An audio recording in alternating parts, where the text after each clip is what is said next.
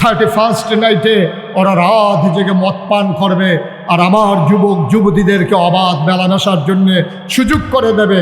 তারা স্পন্সর করে বাংলাদেশের যত বড় বড় কোম্পানি, ওরা স্পন্সর করে 26শে মার্চ, ওরা স্পন্সর করে 16ই ডিসেম্বর, ওরা স্পন্সর করে 31st নাইট, ওরা স্পন্সর করে আমার এই বিজয় দিবস পহেলা বৈশাখ। কিন্তু এই কোরআনের মাহফিল শতকরা 92 জন লোক মুসলমানের দেশে, বাংলাদেশের কোনো বহুজাতিক কোম্পানি যে এই মাহফিলটা করতে যত টাকা খরচ হয় আমরা দিয়ে দেব, আজও বাংলাদেশের ইতিহাস হয় নাই। ঠিক কিনা বলেন? নির্বাচনের আগে তে বাতাস আইলে গাছও ধরে রইতে তার লইয়া যে গিয়া বাতাসে তার বিডার ভিতরে কুত্তা ঘুমায়। তে ফাঁস করণের পরে তে এলাকার তো বাড়ি করছে কুমিল্লা করছে একটা, ঢাকা করছে একটা। যদি ভাগ্যা জায়গাও লাগে এর লেগেতে মালয়েশিয়া এবং কানাডায় সেকেন্ড হোম। তে দ্বিতীয় বাড়ি হ্যাঁ করে রাখছে যেন ভাগ্যা জেনে গিয়া থাহার একটা মোটামুটি ভাড়া ছাড়া থাহন যায়। এই বুদ্ধি করে হ্যাঁ করছে বাড়া হগিন্নির ফুতের নাম বিয়া খা। আরে হগিন্নির ফুতের নাম বিয়া খা বাড়া, ভাত খাইছ তা তোর বিডাত কুত্তা ঘুমাইছে না রে তোর বিডাত। তুই বাতাস এলে বাজার খেয়ে রইছ, তোরকে হাত দিয়ে তুই চা খাইছ না হইলে চায়ের ফেলে তিনের মতো চাইয়া রইছ। হ্যাঁ তারা ফুট করে আর তোর ঠুটু দুদি লড়ে না খাইয়া, এটি আমরা দেখছি না মনে করছ। তুই নির্বাচনে ফাঁস করে কয়টা বেতন হয়েছ? তোর বাইক বাড়ি হয়, কুমিল্লা বাড়ি হয়, ঢাকায় বাড়ি হয়, সেকেন্ড হোম করো মালয়েশিয়ায়। হ্যাঁ লজ্জায় কি মুখ দেখানোর জায়গা আছে? আমার দেশের সাবেক প্রধান মন্ত্রী কইতে শরম করে, সাবেক প্রধান বেরিয়ে কয় আমার ফিও নেও 400 কোটি টাকার মালিক। শরম দিয়াস এবারে এটা চিন্তাই করলো না। আমি যে কইতে আছি ফিওনে 400 কোটি টাকার মালিক, বাংলাদেশের মানুষ কি বেহতার আছে? হ্যাঁ তারা যদি মনে মনে কয় আপনি জানি কত কোটি টাকার মালিক। পালাই না আমরা পালাই না। 12টার পরে আর খুঁজে পাওয়া গেল না। সারাটা বছর কইল কি করল কি? দরকারটা আছিল কি তাই কথা কও না? কিচ্ছু না কইতে এটা এক বালা আছে যে ফালাই না কইয়া যে পাওয়া গেল না। আরেকবার যেই তারপর কইলে তা এবারে কইছে যে খেলা হবে তা আমরা ফলাফান তো রেডি হইতেছে। ওমা ফলাফান যখন নামছে প্লেয়ার নাই, প্লেয়ার ভাইয়া গেছে। নাউজুবিল্লাহ বলবেন না? আমার আল্লাহ তিনি যা বলেন তিনি তাই করে দেন। মুসলমান মানুষ বানানোর পরে আমার আল্লাহ মানুষকে এমনে ছেড়ে দেন নাই। কোন পথে গেলে জান্নাত, কোন পথে গেলে জাহান্নাম, কোন পথে গেলে লাভ আর কোন পথে গেলে লোকসান, কোন পথে ভালো কোন পথে মন্দ, কোন পথে কল্যাণ কোন পথে অকল্যাণ, কোন পথে শিরক বেদাত কোন পথে তাওহীদ রিসালাত, কোন পথে কুফর আর কোন পথে ইসলাম জানানোর জন্যে আমার আল্লাহ যুগে যুগে আমাদের জন্য নবী এবং রাসূল পাঠাইছেন। ঠিক কিনা? মুসলমান যিনি সবার শেষ নবী, যিনি সবার সেরা নবী, যিনি ইমামুল মুরসালিন খাতামান নবিয়্যিন, যিনি রাহমাতুল লিল আলামিন, আল্লাহ ওই নবীকে ডেকে বলেন কোরআনে ঢোকার আগে মরদুদ শয়তান থেকে ফানাহ চাই। যিনি রহমান যিনি রাহিম, তার নামে চলো শুরু করি, সবাই পড়ি আউযু বিল্লাহি মিনাশ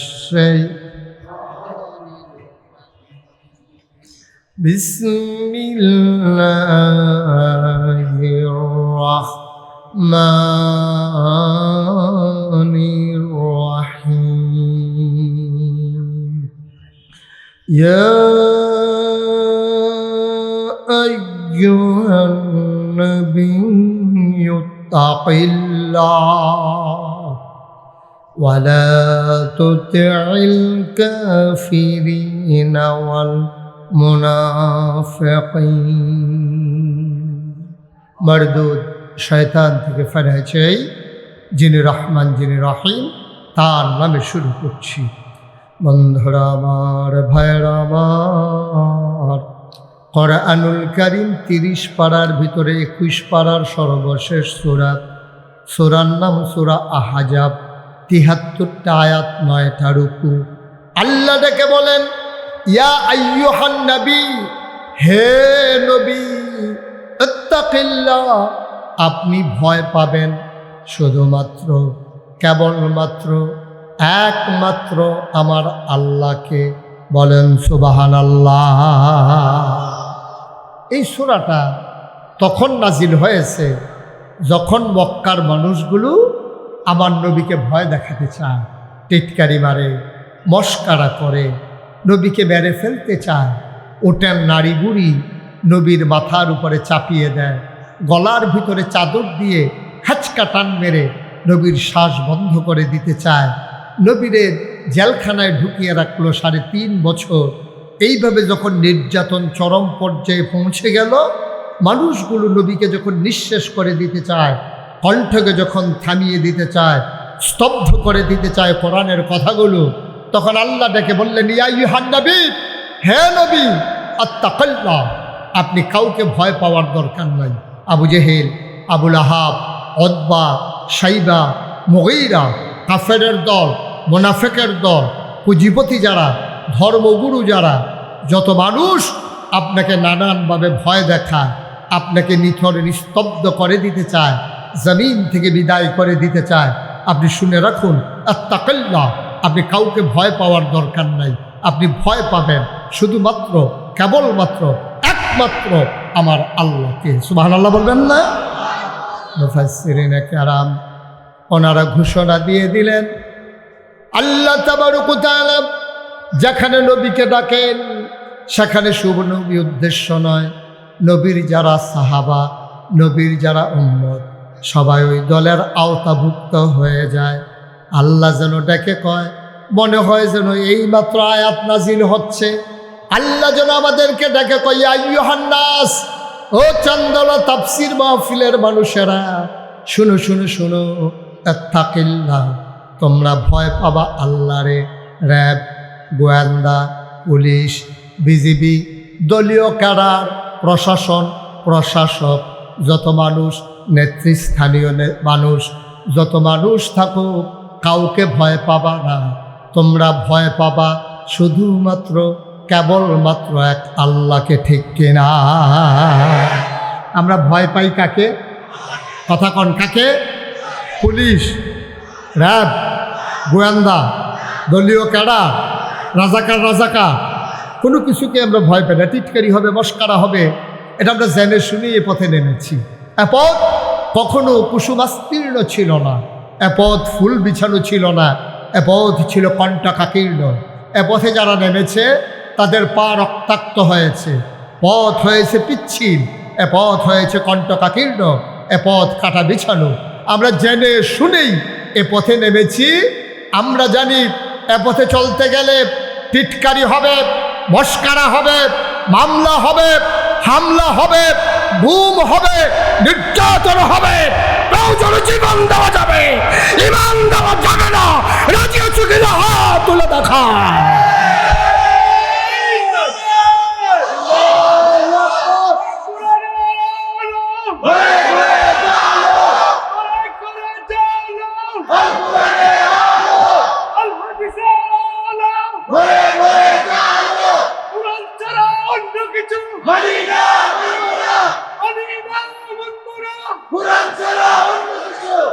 সবাই পড়ে না আমিন, জোরে পড়ে না আমিন। 1500 বছর আগে আল্লাহর নবী যখন মক্কার জমিনে দ্বীনের দাওয়াত দিতে শুরু করলেন, দেখবেন আজকের জমানার সাথে যেন হুবহু মিল, একেবারে একরকম মনে হবে।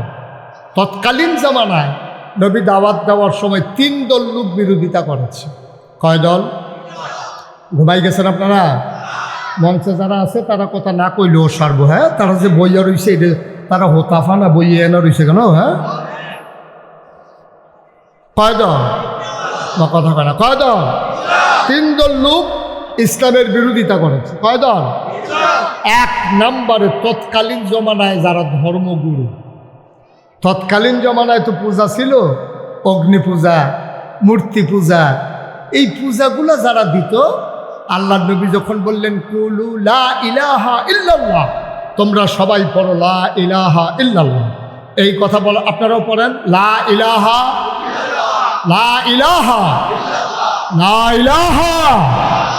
যখন নবীজি বললেন সবাই মিলে কিন্তু পড়লেন না, তখন এক নম্বরে নবীর সামনে যারা পক্ষে থাকা দরকার ছিল তারাই এক নম্বরে বাধা হয়ে দাঁড়িয়েছে। ওই মানুষগুলো কারা? যারা পূজা দিত, যারা পার্বণ করত, যারা ওই মূর্তি পূজা ছিল। তো তখন কথা বলেন না, একটু পেছনে যান। হ্যাঁ আছে, জায়গা আছে, ওই যাইবেন করে সীমানার দিকে যান। আপনার একটু সাফের দিকে আপনার জায়গা দেন, আপনি লাইনে ঢুকেন।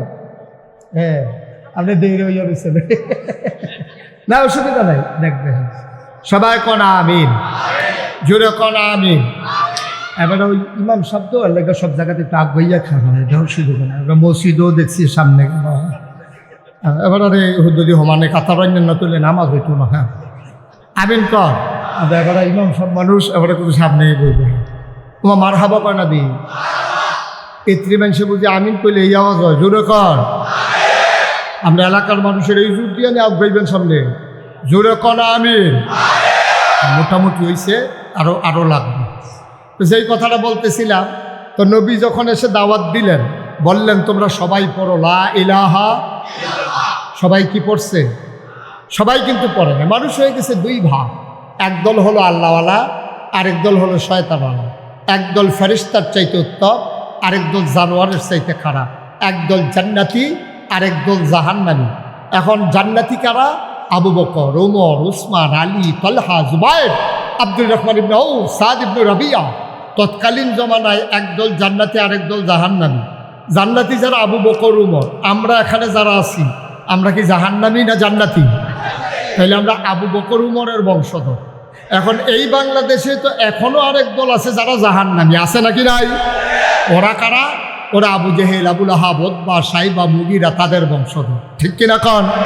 তো তৎকালীন জমানায় আবু জেহেল, আবুল আহাব, উতবা, সাইবা, মুগিরা, তারা যেমন ইসলামের পথে বাধা ছিল, এখন যারা তাদের বংশধর, তাইলে তারা এখন বাধা দেবে নাকি দেবে না? স্বাভাবিক জিনিস। আমরা যারা জান্নাতি, আবু বকর, উমর, উসমান, আলী, এটা বন্ধ করে দিতে হবে। একটু ঘুরে আমার দিকে বসতে হবে, সমস্যা হইতে আছে বোধহয় মাহফিল। আর একটু ঘুরে, আমির ভাইয়া ঘুরে ইউটার্ন লই এলাম। হ্যাঁ এই মাসাল্লাহ, হ্যাঁ সুন্দর হয়েছে। ও আজ হ্যাঁ তারা সাইয়া দিয়েছে, হ্যাঁ মনে হয় যেন সামনে নির্বাচন করবো। আমির ভাইয়া নমুনা এক পায় না, বুট আছে তো, বুট আছে, বুট আছে। মার হাবা কয় না, জোরে কয় না মার হাবা। তাইলে আবু বকরের বংশধর হইলাম আমরা, ঠিক নিও কথা কয় না, ঠিক নেই? তাইলে আমরা যদি আবু বকরের বংশধর হই, যারা ইসলামের বিরোধিতা করে হিসাবে তারা হইল আবু জেহেলের বংশধর, ঠিক কিনা কন? তা আবু বকরের বংশধর যেমন আছে, আবু জেহেলের বংশধরও কথা কয় আছে নাকি নাই? এই আবু জেহেলের বংশধর আপনি যদি কোন যে হলো, আমরা এলাকা দিয়ে আবু জেহেলের বংশধর 2-4 জনের নাম কর, আপনি তো অনেক সিনিয়র এখানেও পাইতেন না। এটা সানলা বাজারও বিছেরা লাভ হইতো না, এটা বরদুশ হইতো না, নাগাইশ হইতো না। এই আবু জেহেলের বংশধর ফাইতে হলে যাওয়ার লাগবো ঢাকা, অথবা রাইতের 2:30টার সময় টেলিভিশন খুলন লাগবো। টেলিভিশন খুললে দেখবেন টক শো করে। এই টক শোর নাম দিয়া কথা কইতো লইলে ইসলামের বিরুদ্ধে কথা কয়, কথা বলতে গেলেই আলেম ওলামার বিরুদ্ধে কথা কয়, কথা বলতে গেলেই মসজিদ মাদ্রাসার বিরুদ্ধে কথা কয়, কথা বলতে গেলেই ইসলামী আন্দোলনের যারা অগ্রসরারী তাদের চরিত্রে কালিমা লেপন করতে চায়, ঠিক কিনা বলো? ওরা হইলো আবু জেহেলের বংশ। দেখি হ্যাঁ পাওয়া যায়। কয়েকদিন আগে, গত 3-4 বছর আগে, এখন তো আর এই সাহস কেউ করতো না, আগিলা দিনের কথা আর কি। তো এই কয়েক বছর আগে একবার দেখলাম টক শো করতে আছে একটা ঢাকা ইউনিভার্সিটির প্রফেসর। 4টিখানি কথা না, কোনো অটো ড্রাইভার না সিএনজি ড্রাইভার, বেলেতে অটো চালায়, সিএনজি চালায়, বুঝে না। বিষয়টা এরকম না। ঢাকা ইউনিভার্সিটির প্রফেসর, এটা বিশাল বিষয়। ঢাকা ইউনিভার্সিটির চান্স পাওয়া এটাই তো অনেক কঠিন। আর একটু মাইকটা কমাও। ঢাকা ইউনিভার্সিটির প্রফেসর, সে করছে কি, শীততাপ নিয়ন্ত্রিত কক্ষে বসে পুলিশ পাহারায় সেমিনারের নামে সে ঘোষণায় বক্তৃতা দিতেছে। খুব খেয়াল করেন, চিকন কথা, খুব খেয়াল। চিকন কথা হইল, যারা পর্দা করে, খেয়াল করেন, পর্দা কি ইসলামের ভিতরে নফল না ফরজ? যেরকম নফল না ফরজ? উবায়দুল্লাহ ভাইয়ের পর্দা ফর্দা ফরজ ফরজ পর্দা করা কি ফরজ। তাইলে সেই লোক ঢাকা ইউনিভার্সিটির প্রফেসর কইতে আছে যারা পর্দা করে, হিজাব লাগায়, নেকাব পরে, তাইলে সেই মেয়েরা ঢাকা ইউনিভার্সিটিতে পড়ার দরকার নাই, তারা কোনো একটা মহিলা মাদ্রাসায় ভর্তি হয়ে যাবে। এটাকে আপনারা একমত? মনে করেন আমাদের যে আজকের সভাপতি মাওলানা কবির আহমদ, ওনার একটা মেধাবী মেয়ে মনে করেন ঢাকা ইউনিভার্সিটিতে চান্স পাইছে, তুমি প্রিন্সিপাল হুজুর ইসলাম মানে তো ওনার মাইয়া ওদো পর্দা করে, এখন ওনার মেয়ের ইউনিভার্সিটিতে পড়ে, পর্দা করার কারণে এবার আর মাইয়া ইউনিভার্সিটিতে পড়তে পারবে না। পারবে তো? হ্যাঁ তো কয় পারবে না, কয় পর্দা করে দেখা হ্যাঁ মহিলা মাদ্রাসাত ভর্তি করাই দাও, ঢাকা ইউনিভার্সিটিতে পড়ার দরকার। আমি বলি দাদা তুমি তো আন্দাজি বুঝো নাই, তুমি কোন দেশে বসে কথা বলতেছো তুমি বুঝে ভুলে গেছো। এই দেশ বাংলাদেশ, যেই দেশের ৯২% জন লোক মুসলমান, ঠিক কিনা কও? যেই দেশে হক্কানি পীর মাশায়েখেরা আলেম ওলামারা এই মানুষগুলোকে নেংটির বদলে লুঙ্গি পরা শিখিয়েছে, হরে রামের জায়গায় কলমা পড়তে শিখিয়েছে, শ্রীর জায়গায় মোহাম্মদ লিখতে শিখিয়েছে, টিকির বদলে টুপি পড়তে শিখিয়েছে, যেই দেশের মুসলমানেরা এশার নামাজ পড়ে দুরুদ পড়তে পড়তে ঘুমোতে যায়, ফজরের আজান শুনলে যাদের ঘুম ভাঙে, সেই বাংলাদেশে মুসলমানের জমিনের উপরে মুসলমানের টাকায় গড়া ইউনিভার্সিটি, যেখানে প্রবেশ থেকে শুরু করে, যেখানে চতুর্থ শ্রেণীর কর্মচারী পর্যন্ত তাদের বেতন হয় তোমার আর আমার টাকায়, ঠিক কিনা বলো? সেই ইউনিভার্সিটির হলরুমে বসে তুমি ইসলামের ফরজ বিধান পর্দার বিরুদ্ধে কথা বলো। আমি বলেছি ঢাকা রাজধানীতে শীততাপ নিয়ন্ত্রিত কক্ষে বসে পুলিশ পাহারায় ইসলামের বিরোধিতা করা সহজ, পাল্লে চন্দলার জমিনে এসে বলো পিঠের চামড়া নিয়ে ঢাকা যাওয়া যাবে না। মন যা চায় তাই করবা, মুখে দিয়া যা আসে তাই বলবা, সামনে যা পাবা তাই খাবা, এত সুযোগ আর দেয়া হবে না। এখন বাধা আসবে যেখানে, লড়াই হবে সেখানে, ঠিক কিনা বলো?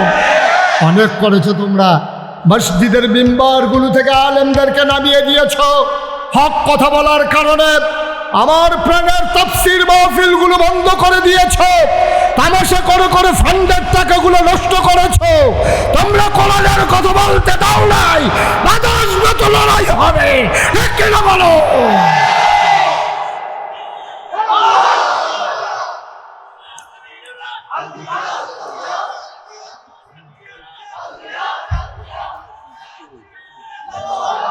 সবাই পড়ে না আমিন, জোরে পড়ে না আমিন।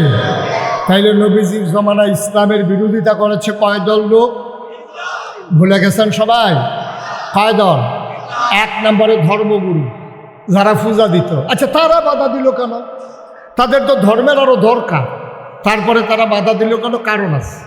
কারণ হলো পূজা দেওয়ার সময় আপনি যদি ব্রাহ্মণের কাছে যান, পুরোহিতের কাছে যান, তো পুরোহিত কি বলবে? একটা কলার চুল, নতুন একটা ধুতি, নতুন একটা বড় গামছা, তারপরে ২.৫ কেজি গাভীর দুধ, একটা ফাড়া। হ্যাঁ খাসি করলে সুন্দর হইল আর কি, কিন্তু লাগে ফাড়া, আমি খাসি কয়েম কেমন এই জিনিসপত্র ফাইলা টাইলা সব কইয়া দিছে। মানে হাতারা লয়ে এসে পূজা শেষ, এই যে ধুতি গামছা, এই কলার ছড়ি, দুধ, ফাড়া, তারপরে ফাইলা, এই সব এখন ফালাই দিছে না ব্রাহ্মণের বাইত নিয়ে গেছে?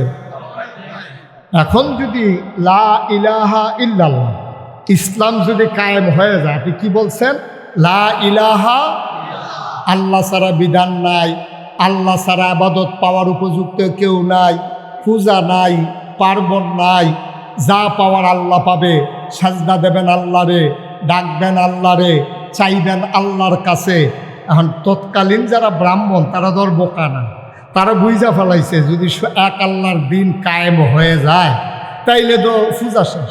পূজা শেষ মানে ধুতি শেষ, ধুতি নাই মানে গামছাও নাই, গামছা নাই মানে ছাগলও নাই, কলার ছড়িও নাই, দুধও নাই, তাইলে হেবারে তো না খাইয়া মরণের বুদ্ধি। হেবারায় চিন্তা করলো মোহাম্মদের দিন আসা, আল্লাহর দিন কায়েম হওয়া মানে পূজা শেষ, ধুতি শেষ, গামছা শেষ, লুঙ্গি শেষ, তারপরে গিয়ে কলার ছড়ি শেষ, গাভীর দুধ শেষ, ফাড়া শেষ। সুতরাং ইসলাম ঠেকাও, ওই 360 দেবদেবীর পূজা বাঁচাও। পূজা বাঁচবে তো ব্রাহ্মণ বাঁচবে, ব্রাহ্মণ বাঁচবে তো ব্রাহ্মণের পরিবার বাঁচবে। 1 নম্বরে স্বার্থের কারণে তৎকালীন জামানায় ধর্মগুরু যারা, তারা নবীর সামনে 1 নম্বরে বাধা হয়েছে, ঠিক কিনা কম? আচ্ছা, এখন তো 21 শতাব্দীর সূচনা লগ্ন, গোটা বিশ্ব হয়ে গেছে কম্পিউটারাইজড, গোটা বিশ্বকে বলা হচ্ছে গ্লোবাল ভিলেজ। এখন পৃথিবী অনেক দূর এগিয়ে গেছে। আমরা সোনের ঘরের জায়গায় টিনের ঘর হয়েছে, টিনের ঘরের জায়গা তখন বিল্ডিং হয়েছে। আমরা ফলাফলে শিক্ষিত হইতে আছে, এখান বিদেশ গিয়া টেহা বাড়াইতে আছে। আমরা অনেক দূর আগাইছি। এখন আপনি খেয়াল করে দেখবেন, যখন আল্লাহর জমিনে আল্লাহর দ্বীন কায়েম করতে চায়, একদল মর্দে মুজাহিদ জীবন বাজি রেখে আল্লাহর জমিনে যখন আল্লাহর দ্বীন কায়েম করতে চায়, দিন কায়েম করতে গিয়ে তারা মামলা মাথা পেতে নেয়, তারা গুম হয়, তারা লাশ হয়, বিনা অপরাধে মিথ্যা ট্রাইব্যুনাল সাজিয়ে মিথ্যা সাক্ষী দিয়া প্রতারিত করে। তারপরে আপনার জুডিশিয়াল কিলিংয়ের মাধ্যমে আমার উপরস্থ নেতাগুলোকে যখন হত্যা করা হচ্ছে, তখন একদল আলেম নামদারি কুলাঙ্গার তারা তাদের পক্ষ নিয়ে, শাসক শ্রেণীর পক্ষ নিয়ে ইসলামী আন্দোলনের বিরোধিতা করেছে, ঠিক কিনা বলেন? তাহলে তৎকালীন আমলে ব্রাহ্মণেরা বিরোধিতা করতো নবীজির, আর এখন একদল মর্দে মুজাহিদ যারা আল্লাহর জমিনে আল্লাহর দ্বীন কায়েম করতে চায়, তাদের বিরোধিতা করে, ওই তাবেদার সরকারের তাবিদারি করে, ইসলাম বিরোধী অবস্থানে যায়। ওই তৎকালীন ব্রাহ্মণ আর ইসলামের বিরোধী আজকের আলেম ওলামা, ওরা যেন একই সূত্রে গাথা, ঠিক কিনা বলেন? তারা মনে করেছে ইসলাম কায়েম যদি হয়ে যায়, তাইলে এই যে 8টা মিলাদ খাওয়া ফরন, এই আউসগরের সুইটটার ইয়া খাওয়ান, 7 দিন না খাওয়ান, মুসলমানি খাওয়ান, এই নানান খানা টানা নিয়ে আবার বন্ধ হইয়া যাই গা, পূজা পার্বণ বন্ধ হইয়া যাই গা, হাদিয়া তোহফানি। আমার লজ্জা লাগে, আমার এত লজ্জা লাগে যে একটা জলজন্ত মানুষ, আপনি বাংলাদেশে একজন পীর সাহেবকেও দেখবেন না, হয় গৃহস্থী করে, না হইলে চাকরি করে, না হইলে ব্যবসা করে, না হইলে অটো চালায়, না হইলে সিএনজি চালায়। এমন একজন পীর সাহেব বাংলাদেশও নাই, খুব সংখ্যায় কম। অধিকাংশ মানুষ পীর সাহেব হলো মুড়িদের এই বাইত কয়দিন খায়, হেই বাইত কয়দিন খায়, হেইখানা শেষ হইলে হেই বাইত যায়, হেই বাইত শেষ হইলে হেই বাইত যায়, বাড়ি শেষ হইলে গ্রাম বদলায়, গ্রাম বদলাইলে থানা বদলায়, থানা শেষ হইলে আর ফলে জেলা বদলায়। এই গুড়া গুড়া বেড়াইতার মতো খাইতে খাইতে খাইতে খাইতে মনে হয় বইয়া রয়েছে 15-20 জন, আসলে একজন। আব্বা, আমি মুশতাক ফয়েজি নাগাইশের পীর সাহেব। আরে মাটি কাটলেও তো বেটা ডেইলি 500 টাকা পাওয়া যায়, অটো চালাইলেও তো 1000 টাকা কামাই করন যায়, সিএনজি চালাইলেও 1500 টাকা কামাই করন যায়। আমার মতো মানুষটা বইয়া বইয়া খাম, হুগিন নিবিড়ি টেহা দিব, রিক্সাওয়ালায় টেহা দিব, লজ্জার কি আর জায়গা আছে? একটা মরণ বালা না, ঠিক কিনা কও? বাংলাদেশে তো অধিকাংশ এই কারবার। মুড়িদারারে বুঝাইতে আছে, বাবা দুনিয়া ছাড়ো, দুনিয়া ছাড়ো। হ্যাঁ, তো ছাড়তে ছাড়তে দুনিয়া সাইডা দিয়ে এক মাথা লয়ে গেছে গা, গিয়া দেখে যে পীর সাহেবে খেত কিনতে কিনতে এই গ্রাম ছাড়াইয়া এই গ্রামও গেছে গা, ঠিক কিনা কম? মুড়িদ দিয়া দুনিয়া ছাড়া আর নিজে গিয়া খেত কিনতে আছে হরদমছে। এই কথাটা একজন মুড়িদেও জিজ্ঞেস না নাই যে হুজুর আপনি যে আমদানি দিয়ে দুনিয়া ছাড়াইতেছে, আর আপনি তো দুনিয়া চাদর মানে গাও দিয়া লাইছেন, খাবারটা কিতে হয়? আপনি তো দুনিয়াটারে চাদর মানে গাও দিয়া লাইছেন। এখন যখন প্রকৃত ইসলামের কথা বলা হয়, যখন বলা হয় আল্লাহর জমিনে আল্লাহর আইন ছাড়া কারো আইন মানি না, তখন ওই একদল স্বার্থবাজ মানুষ যারা দরবারকে পুঁজি বানাইয়া ব্যবসা করে, মাজারকে পুঁজি বানাইয়া ব্যবসা করে, তারা ইসলামী আন্দোলনের পথে বাধা হয়ে দাঁড়ায়, ঠিক কিনা বলো? 1000 বছর আগে একদল মানুষ, ওরাই ইসলামের পথে বাধা হয়ে দাঁড়িয়েছিল। কয় দল না? ঘুমাই লেছে র কয় দল গেল, কয় দল রয়েছে, কয় দল? 2 নম্বরে হইল ওই দল যারা ছিল তৎকালীন জমানায় পুঁজিপতি, টাকার মালিক। আবুল আহাব তার ছিল চিফ লিডার। তৎকালীন জমানায় সুদের কারবার ছিল। যখন কইছে লা ইলাহা ইল্লাল্লাহ, তেহারা তো এইটা শুনছে আহাল্লাহুল বাইয়া ওয়া হারামা রিবা, যে ব্যবসা হালাল, সুদ হারাম। তেহাতে চিন্তা করলো ইসলাম যদি কায়েম হয়ে যায়, আমি যেন নবীর চাচা আমার কি আর ছাড়া দিব? আমি যেন সুদের উপরে সুদ লাগাই, চক্রবৃদ্ধি সুদ লাগাই, এখন এই সুদের কারবার তো বন্ধ হয়ে যাবো গা। এখন হাতে কইছে টাকা যাও, ইসলাম ঠেকাও। আবার সুদের কারবার বাঁচাও, ঠিক কিনা কও? আজকেও বাংলাদেশে দরবেশের মতো বাপ দইরা কি সুন্দর দাড়ি, কি সুন্দর টুপি, পাজামা পাঞ্জাবি সাদা, আরো কত তার সাদা কি বসব দিকে আমরা দেখি। এত সাদার ভিতরে দিয়া তাই নে এই মধ্যবিত্ত শ্রেণীর টাকাগুলোকে ওই যে শেয়ার বাজারের নাম দিয়া লোটপাট করে শেষ করে দিয়েছে, ঠিক কিনা বলো? এই মানুষগুলো মানুষকে ধোঁকা দেওয়ার জন্য মুখ ভর্তি দাড়ি রাখে, আবার এই মানুষের রোষানল থেকে বাঁচার জন্য কামাইয়া হমান হয়ে যায়, ঠিক কিনা? এই বাংলাদেশ, এটা বাংলাদেশেই সম্ভব। তার মনের তে যদি দাড়ি রাখতে হোক, আমি নাগাইশির হিসাব, আমি যে দাড়ি রাখছি, আমার যদি কেউ হালাইও যাবো কেরালাম দাড়ি কামাও, আমি আগে মাইরালাম আর ফলে কামাইলাম আমি যেন টেন না পাই, ঠিক কিনা কও? আমার কামাইতে হলে আগে আমার মারতে হবে, এর আগে আমার দাড়ি কামানো যাবে না। আমরা হয়তো হত্যার শিকার হয়েছে আমার মানুষগুলো হয়তো ঘরে ঘুমাইতে পারে নাই। তুমি একজন ইসলামী আন্দোলনের কর্মী দেখাও যারা ওই পরাজিত শক্তির ভয়ে, ওই কাফের বাতিল শক্তির ভয়ে, ইসলাম বিরোধীর ভয়ে পাঞ্জাবি ছেড়ে দিয়েছে, দাড়ি ছেড়ে দিয়েছে, টুপি ছেড়ে দিয়েছে, একজন মানুষও বাংলাদেশে পাবা না, ঠিক কিনা বলো? আর তোমরা সারা জীবন আকাম কুকাম কইরা দাড়ি রক্ষা মানুষের ধোকা দিয়া একবার যখন কায়দা ফরছে তে মনে করছো কখনো কাটা সিন্ডালাইতে কামাইয়া কুমাইয়া হমা, ঠিক কিনা কও? তোরা তো ইসলাম কায়েম হোক ওরা চাইবে না, ওরা তো চাইবে না ইসলাম কায়েম হোক, কারণ ওদের সব কামাই হলো অবৈধ কামাই, যেটা ইসলাম সমর্থন করে না। সুতরাং যারা পুঁজিপতি তারা কনসার্ট করবে, পহেলা বৈশাখের নামে বৈশাখী মেলা দেবে, 16ই ডিসেম্বরের নামে তারা বিজয় দিবস র্যালি উদযাপন করবে, পুরুষ মহিলাকে নাচানাচিতে লাগাই দেবে, 31st নাইটে ওরা রাত জেগে মদ পান করবে, আর আমার যুবক যুবতীদেরকে অবাধ মেলামেশার জন্যে সুযোগ করে দেবে। তারা স্পন্সর করে বাংলাদেশের যত বড় বড় কোম্পানি, ওরা স্পন্সর করে 26শে মার্চ, ওরা স্পন্সর করে 16ই ডিসেম্বর, ওরা স্পন্সর করে 31st নাইট, ওরা স্পন্সর করে আমার এই বিজয় দিবস পহেলা বৈশাখ। কিন্তু এই কোরআনের মাহফিল শতকরা 92 জন লোক মুসলমানের দেশে, বাংলাদেশের কোনো বহুজাতিক কোম্পানি যে এই মাহফিলটা করতে যত টাকা খরচ হয় আমরা দিয়ে দেব, আজও বাংলাদেশের ইতিহাস হয় নাই, ঠিক কিনা বলো? আমার খেটে খাওয়া মানুষগুলো যখন কোরআনের মাহফিল সাজাতে চায়, রিক্সাওয়ালার 2 টাকা, ওই মানুষের এক মুঠো চাল, আর মানুষগুলো খেটে খাওয়া মানুষের সামান্য কিছু দিয়ে এই মাহফিলগুলো যখন দাঁড় করায়, ওরা মুসলমানের সন্তান, টুপি মাথায় দেয়, সময়ে সময়ে নির্বাচনের আগে হজ করে আসে, শাহজালাল মাজার দিয়ে তারা নির্বাচনী প্রচারণা শুরু করে, এই মানুষগুলো এই কোরআনের মাহফিলে বাধা দেয়। তাইলে বুঝতে হবে এই হাল তারা জাল হয়, ঠিক কিনা কম? এই হালের ভিতরে রহস্য আছে, বুঝা গেল কুসকুস কালা হয়, ঠিক কিনা কও?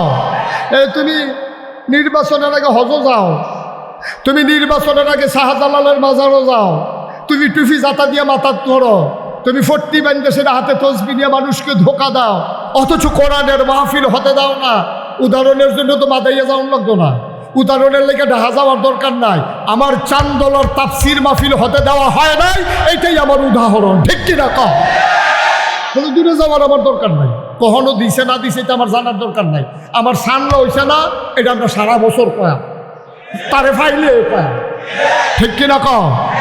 কি রে কি নমনে কি হ্যাঁ কি দেখতে আস নমনে কি দেখতে আস? ওই যে কইছিল যদি আমার হাত বানবা কিন্তু মন বানবা কি দিয়া, ঠিক কিনা কম? তুমি আমার তাফসীর মাহফিল বন্ধ করে দেবা। 2024 সালে মাগরিবের পরে এসে দেখো তাফসীর মাহফিল আর লোক সমাগম নয়, জনসমুদ্রে পরিণত হয়েছে, ঠিক কিনা বলে? কারণ এই মাহফিলগুলো মানুষের হৃদয়ের কথা বলে, এই মাহফিলগুলো মানুষকে জান্নাতিমুখী করে দিতে চায়, এই মাহফিলগুলো মানুষের ইন্তেকালের পরে তার কবরকে যেহেতু জান্নাত বানিয়ে দিতে চায়। এ মাহফিল আমাদের হৃদয়ের মাহফিল, এ চাওয়া পাওয়ায় পূর্ণতা দিতে গিয়ে আমরা হাত বাড়িয়ে দিয়েছি উজাড় করে, আমরা মুক্ত হস্তে হাত বাড়িয়ে দিয়েছি মাহফিল দ্বারা প্রয়োজনে আমার টাকা যাক, ঠিক কিনা বলেন? সুতরাং এই ধারা শুরু হয়েছে, এই ধারা অব্যাহত থাকবে। এই ধারাকে ভেঙে দেওয়ার জন্যে, এই ধারাকে থামিয়ে দেওয়ার জন্যে যারা এই হাত বাড়িয়ে আসবে, মনে রাখবো সেই হাত ঘুরিয়ে দেওয়ার জন্য আমার নতুন প্রজন্মই যথেষ্ট। ঠিক কিনা বলো?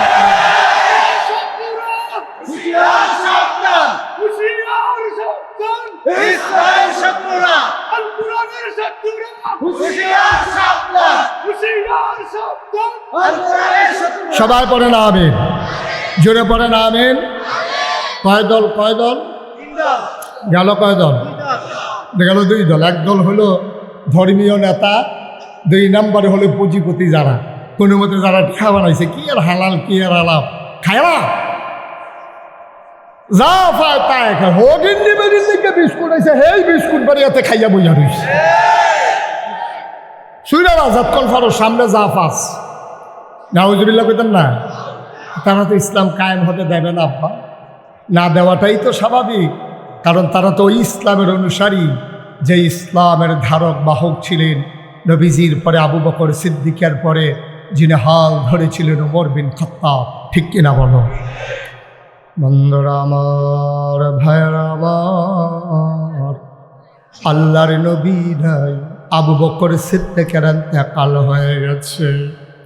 ও মুসলমান, মন দিয়ে শুনো, সবাই পাগল হয়ে গেছে। নবী নাই, আবু বকর সিদ্দিক নাই, কে রাখবে ইসলামের পতাকাকে উড্ডীন? কে চেয়ে রাখবে? কে হবে আমাদের অভিভাবক? সবাই খুঁজতেছিলেন ওমরকে, খুঁজে খুঁজে পাওয়া যাচ্ছিল না। ওমর কই, ওমর কই, ওমর কই? খুঁজে খুঁজে ঘরের দরজায় গিয়ে দেখা গেল দরজা ভেতর থেকে বন্ধ। ডাকলেন, কে? ওমর কই, আপনি ভেতরে আছেন নাকি? কানতে কানতে তার চোখ 2টো লাল হয়ে গেছে, চোখ ফুলে গেছে, বড় বড় হয়ে গেছে। ওমর ডাক দেয়া কয়, কেন তালাশ করো? কয়, আপনি এখানে বসে আছেন, আবু বকর নাই, নবীজি নাই, কে ইসলামের এই ঝান্ডা উড়াবে? কে আমাদেরকে চেয়ে রাখবে? ওমর কাঁদে আর কয়, আমি জানতাম তোমরা আমারে তালাশ করবা, এই জন্য আমি লুকিয়ে আছি। আমি বাবা ক্ষমতা চাই না, কোনো মতে বাকি জিন্দেগিটা কাটাতে চাই। আমি জানতাম আবু বকরের পরে এই গামছা আমার গলায় লাগাই দেবা, এই বেরি আমার পায়ে লেগে যাবে, আমি কিয়ামতের ময়দানে কি জবাব দেব?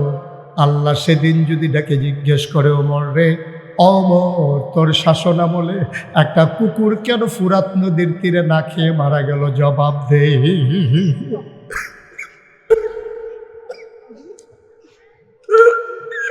ফুরাত নদীর তীরে কুকুর কেন না খেয়ে মারা গেল? জবাব দে।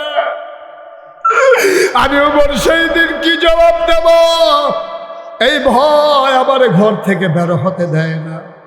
সবাই ধরে ধরে ওমরকে খলিফা বানিয়ে দিলেন।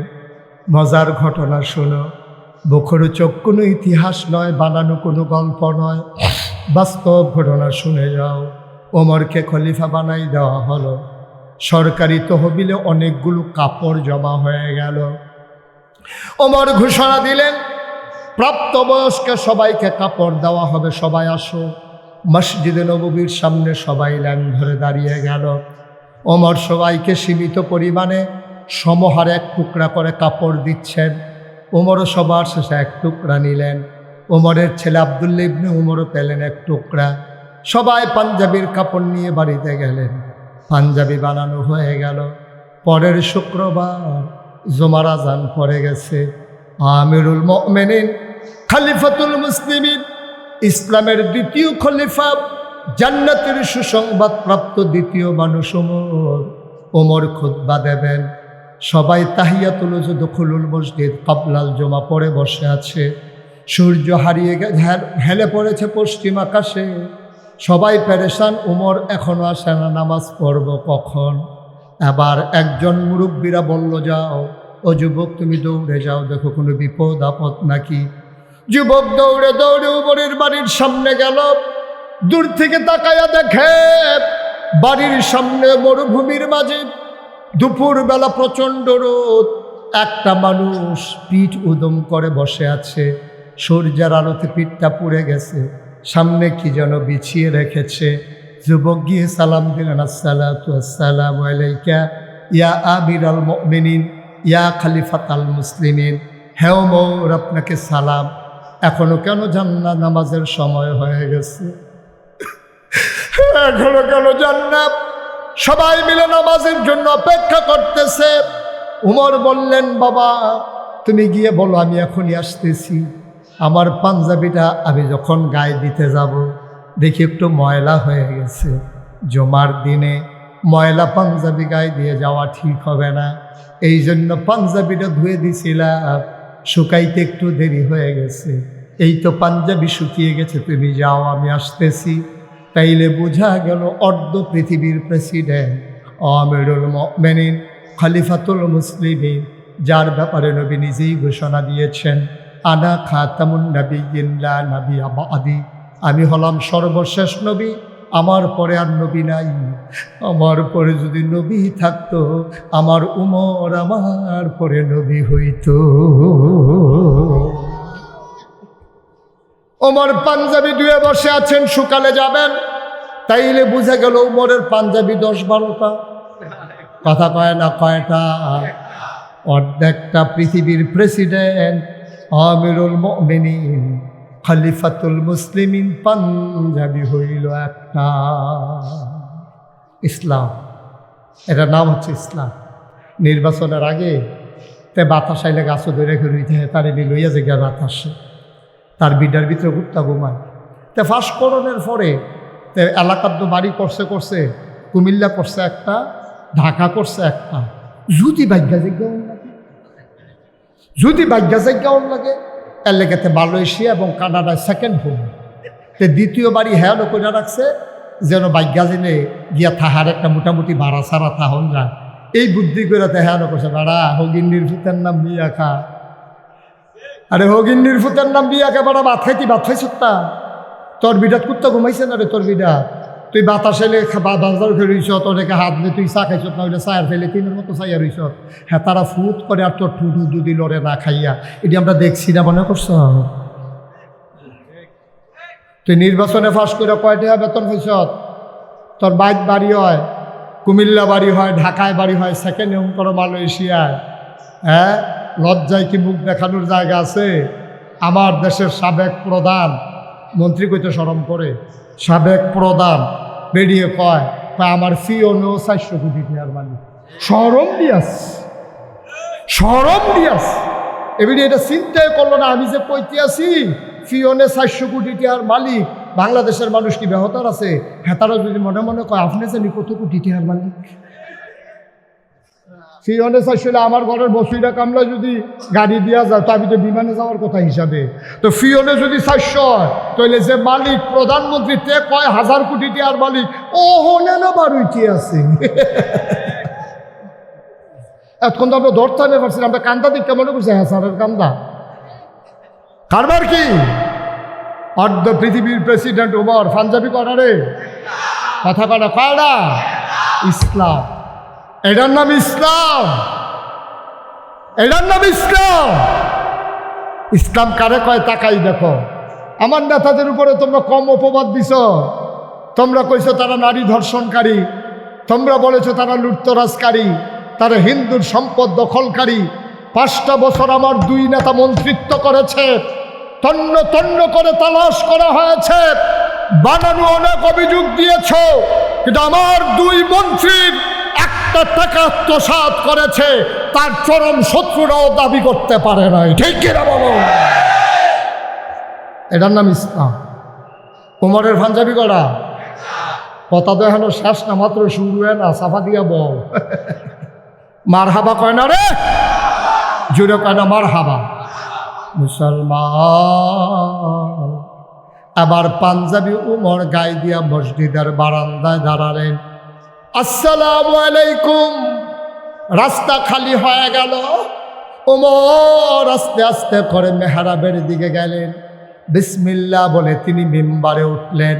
তিনি সালাম দিলেন সবাইকে, আসসালামু আলাইকুম, আউযু বিল্লাহি মিনাশ শাইতানির রাজিম, বিসমিল্লাহির রহমানির রহিম।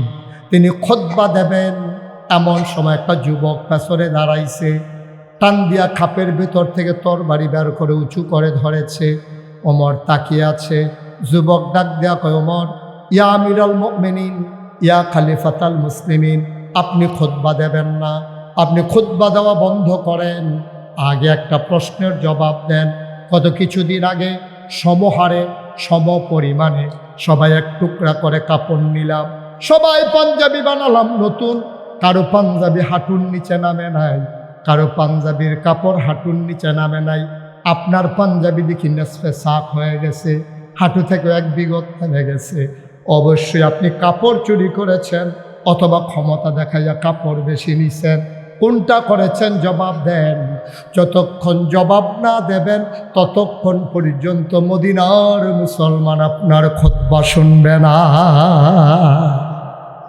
পারবেন এমপি সাহেবের গাড়ির সামনে খেয়ে দিতেন? পারবে না? কথা কেন পারলেও কইবেন, না পারলে না কইবেন, ধুম ধরে রিসিভ দিতে। এই এমপি সাহেব মন্ত্রী সাহেবের গাড়ির সামনে দিয়ে দাঁড়াইতেন? পারবে যে মন্ত্রী সাহেব আগে দিয়ে রিক্সা তুলনের ভাড়া পাইছেন না, চান্দা তুললা নির্বাচন করাইলাম, আপনি যখন গাড়ি দিয়ে ফোন করেছে পেঁপু করে গেছে গীতাছেন কারবারটা গীতা, এই যে কুট শুট ফইরা রয়েছেন দেহা পাইছেন কো, এই কথা জিগাইতেন? পারবে?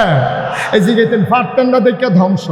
যদি পারতেন তাইলে এই ধ্বংস হইতো না। পুরো পৃথিবীর ইতিহাসে সভ্যতা শুরু হওয়ার পরে রাষ্ট্রীয় অবকাঠামো যেদিন থেকে শুরু হয়েছে, যেদিন থেকে রাষ্ট্রের সূচনা হয়েছে, দেশ কাকে বলে যেদিন থেকে মানুষ জানতে পেরেছে, ওই দিন থেকে আজকে পর্যন্ত পৃথিবীর ইতিহাসে সরকার বদল হয় আন্দোলনের মুখে, মৃত্যুর কারণে অথবা নির্বাচনের কারণে।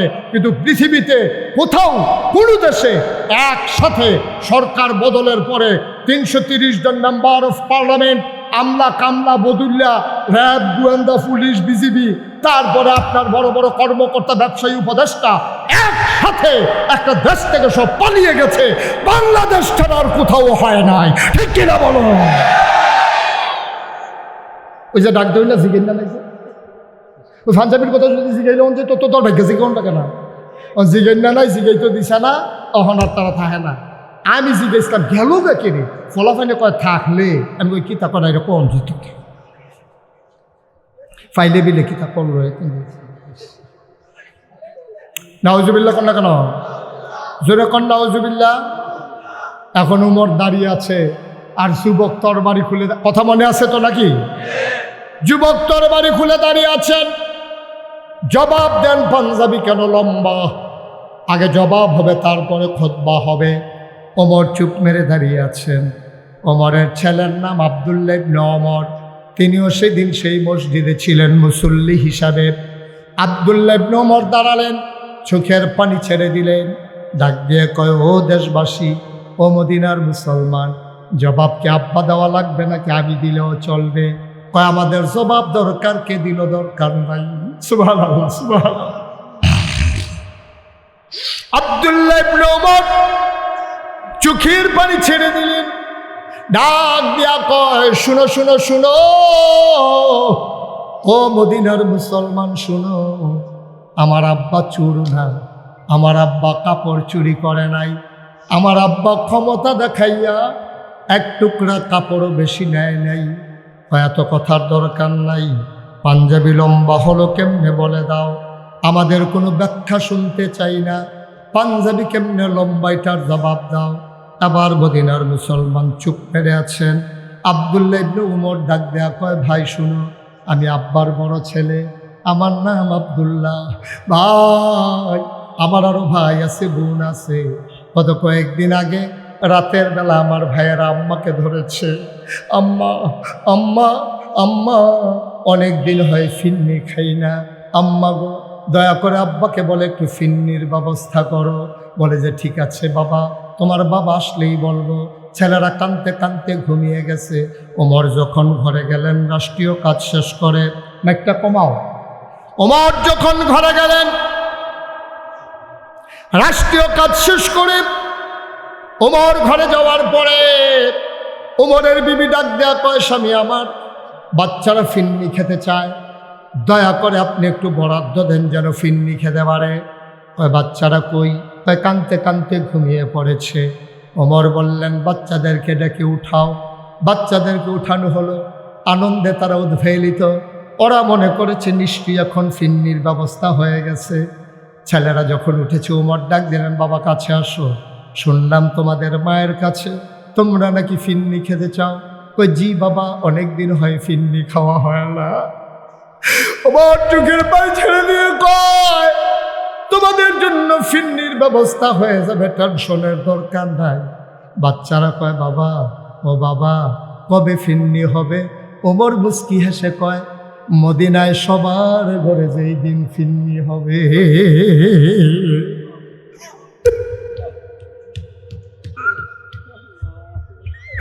আমার আব্বার সেই আব্বা সন্তানের আপনারে বাবা ফিন্নি রান্না করতে দেন নাই, আর কাপড় চুরি করবে এটা তোমরা ভাবলা কেমনে? আমার আব্বা কাপড় চুর না, আমার আব্বা কাপড় চুরি করে নাই। আবার ওমরের ছেলে যখন এভাবে সাফাই গাইতেছে, লোকজন বলতেছে বলে দাও কেন কেন তোমার আব্বার পাঞ্জাবি লম্বা হইল কেমনে?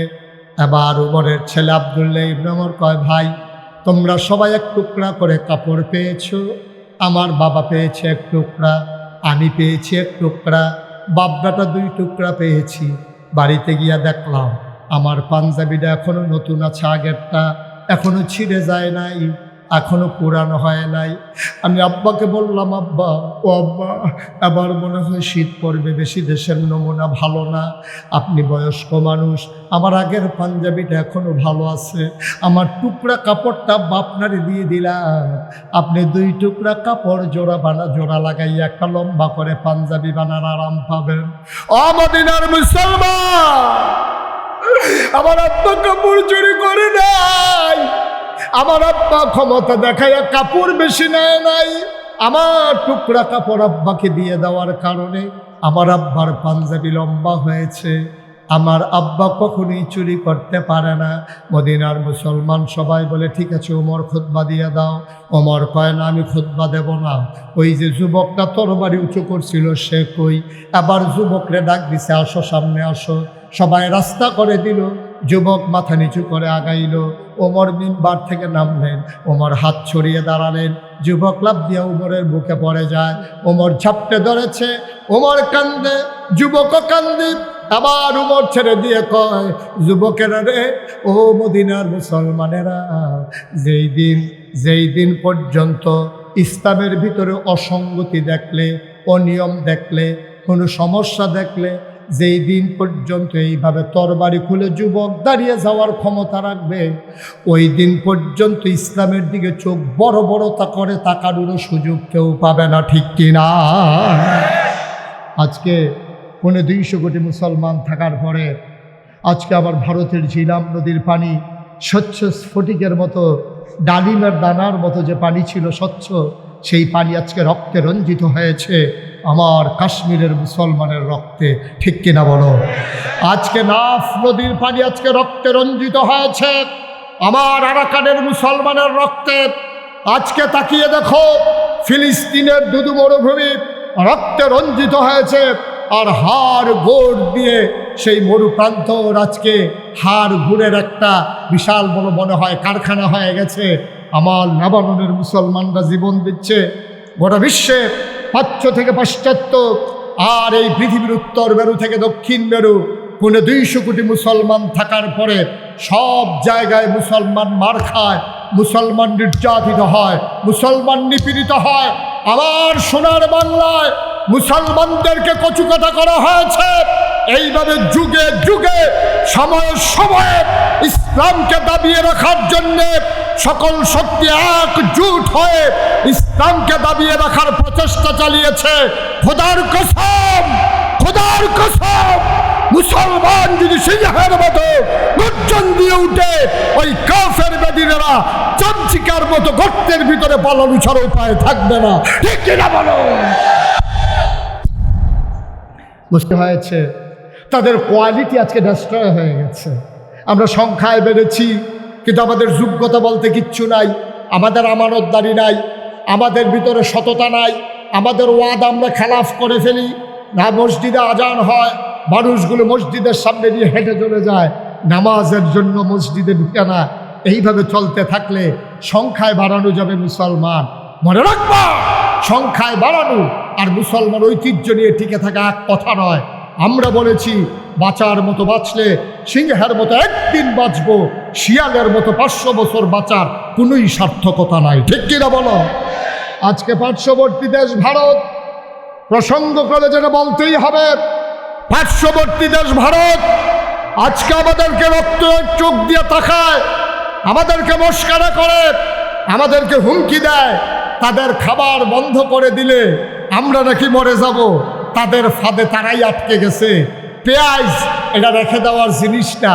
পেঁয়াজ যখন পচা শুরু হয়েছে, এখন কৃষকেরা বিক্ষোভ করতেছে, তোমাদেরকে পিটাবো, আমাদের পেঁয়াজের ন্যায্য দাম দাও।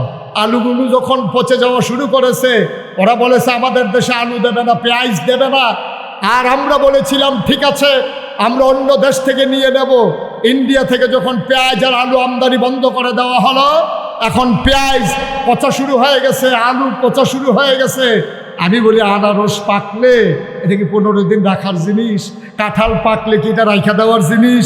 দাঁড়া, তোমরা বাংলাদেশে পাঠাইয়া টাকা দাও, মাগনা দো একটা কাঁঠালও দাও না। তোমরা যেই দিন বলছিলে গরু দেবা না, আমার শিক্ষিত যুবকেরা গরুর ফার্ম করে যখন গরু উৎপাদন শুরু করে দিল, দেখা গেল সমীক্ষায় দেখা গেল গরু কুরবানি দেওয়ার পরে আমার বাংলাদেশে কুরবানির পরেও গরু আরও বেশি হয়েছে। ঠিক কিনা কম? আমরা ইন্ডিয়া থেকে একটা গরু আনা লাগে নাই। এজন্য আমি আজকের এই তাফসীরুল কোরআন মাহফিল থেকে বিনীত অনুরোধ জানাই, যার যতটুকুন পতিত জমিন আছে, বাড়ির ঘাটা আছে, ছোট্ট টুকরা জমিনটা আছে, এখন পেঁয়াজ লাগানোর মৌসুম। আগামীকালকে সকালবেলা কোম্পানিগঞ্জ থেকে পেঁয়াজের চারা এনে তুমি 1 ঘন্টা কাজ করো। তুমি রসুন লাগাও, পেঁয়াজ লাগাও, তুমি মরিচ লাগাও, ধনেপাতা লাগাও, তোমার বাড়ির পাশে ছোট্ট গর্তটা খুঁড়ে সেখানে করে তেলাপিয়া মাছ ফেলে দাও। তেলাপিয়া একবার ফালাইলে কিয়ামতের আগের দিন পর্যন্ত ফালান লাগে না। এটি পরিকল্পনা বুঝে না। এটি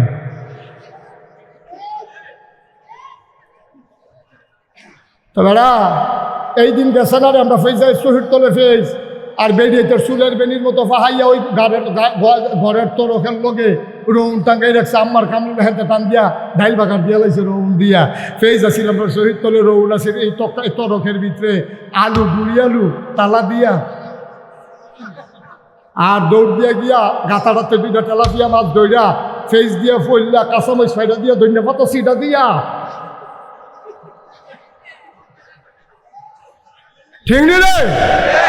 তাহলে আমরা যদি নিজেরা ফেস করে লাই, তুই বেশি ইচ্ছা তোর কিনন না লাগলে সারে, তুই নিজের ফেস নিজে কর, নিজের রসুন নিজে কর, নিজের ধন্যপাতা নিজে কর, নিজের কাঁচামরিচ নিজে কর। কিনন না লাগলে সে তুই বাজারও যাচ্ছা, তোরটি তুই তুললে খা, আমারটি আমি তুললে খাই। তো হইলে দেখবা ইন্ডিয়ার তারা কাটা তারের বেড়ার কাছে আইয়া আমরা ডাক দিব, দুলাভাই দুগলা ফেস দিয়েন, আমরা পান নিহি খায়েঙ্গে শহীদ বলে। ঠিক কিনা কও? আমরার খাদ্যতে হাতার আমরারে টিটকারি মারে। আজকে এই তাফসীর মাহফিলের যতগুলো হাত আছে, প্রতিটি মানুষের 2টি করে হাত। এইগুলো চায়ের স্টলে আড্ডা মারবে না, এইগুলো টেলিভিশনের সামনে বসে থাকবে না, আমার যুবকেরা ব্রিজের উপরে বসে বসে মোবাইল চালাবে না। আগামীকাল সকাল থেকে আমরা উৎপাদনের বাংলাদেশ, আমরা নিজের জমিতে নিজেরা পেঁয়াজ লাগাবো, রসুন লাগাবো, কাঁচামরিচ করবো, ধনেপাতা করবো। ইন্ডিয়ার টিটকারির কাছে আমরা মাথা নত করবো না। আমরা সংখ্যায় কম হতে পারি, 56,000 বর্গ মাইল।